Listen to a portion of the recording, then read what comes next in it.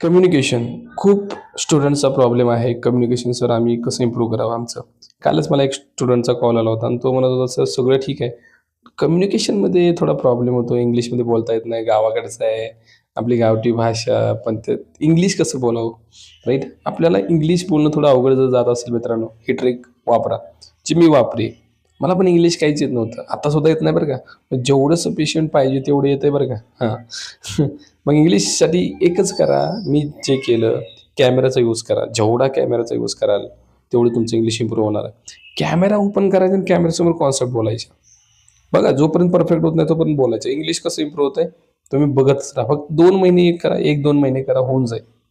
कॅमेरासमोर बोला, ते video upload नका करू. जर तुम्हाला वाटत असेल अनकम्फर्टेबल तर नका करू अपलोड कुठं. पण कॅमेरासमोर बोलायला शिका.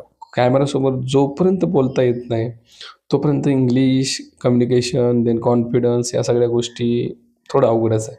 बघा काय कसं करायचं? सिंपल एखादी कॉन्सेप्ट तुम्हाला एक्सप्लेन करायची आहे. कन्स्ट्रक्टर काय? सिंपल कॅमेरासमोर जायचं आणि सांगायचं, "constructor is used to initialize object in Java. There are two types of constructor, right? For each object, constructor will execute only once.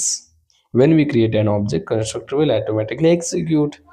तर ह्या गोष्टी तुम्हाला तेव्हा येतील ज्यावेळेस तुम्ही कॅमेरासमोर बोलाल. बघा आता मी तेच करतोय ना कॅमेरासमोर. तब्बल मी 1200 व्हिडिओज बनवलेत YouTubeवरती. आधी आणि जेव्हा चॅनल तुम्ही चेक करू शकता. याने कम्युनिकेशन नक्की बिल्ड होईल. नक्की बिल्ड होईल. ट्राय करा.